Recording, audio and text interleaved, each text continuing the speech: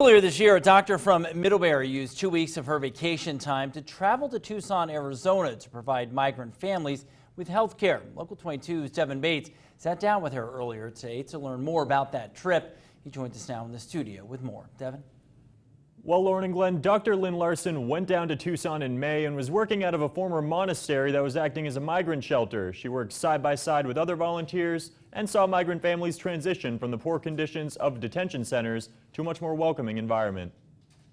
I was there for 2 weeks straight, so by the end I was pretty exhausted. Yeah.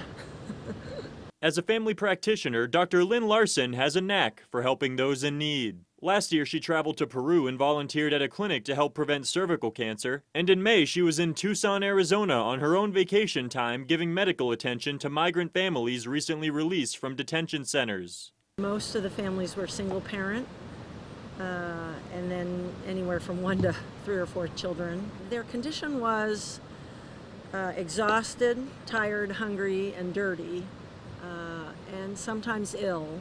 Dr. Larson said following what was happening in the detention centers was often discouraging, and seeing the family's condition upon arrival to Tucson wasn't easy either. Nevertheless, there were rewarding moments as well. We always saw the people as they went from tired, hungry, sometimes ill, to sort of blossoming after a few days, and so we got to see them off on their journeys. Sometimes they were very frightened about the next step because they got comfortable with where they were there.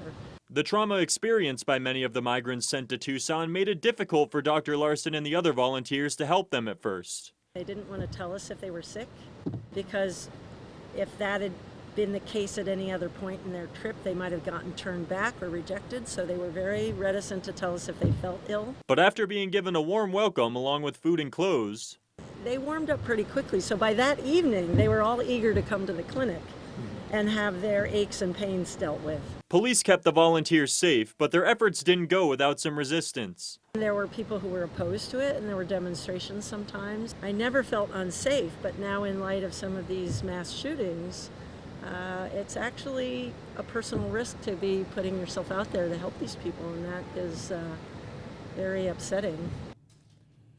Now, Dr. Larson said she's hoping to go on another volunteer trip, and she managed to make some contacts in Tucson that could get her closer to the border or even help in Mexico. Live in studio, Devin Bates, Local 22 News.